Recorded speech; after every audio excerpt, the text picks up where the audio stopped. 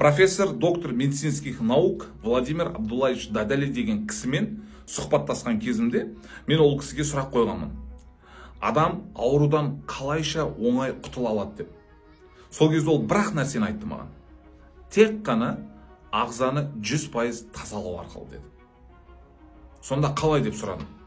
Егерде сенің бүкіл ЖКТың, яғни ішек асқазан жолдарың, қаның, бауырың 100% таза тұратын болса, сен ешқашан ауырмайсың деді.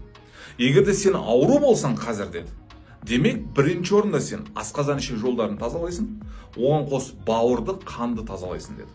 Вот сол кезде ғана сен бүкіл аурудан құтыла аласың деді.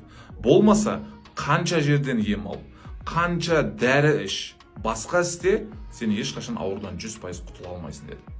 Сондықтан достар, бүгінгі таңда біздің осындай ауру дәрежесінде жүруіміздің де себебі ішкі құрылысты тазаламау. Тек қана ауырып тұрған жерімізді ауруын симптомын басып, соған жараса, соған керек дәрілерді ғана ішеміз, бірақ та ағзаны тазалау керектігін мүлдем ойымызға да кіргізбейміз. Сондықтан ағзаны тазалау арқылы әр адам өзінің денсаулығына ғана көмектесе алады.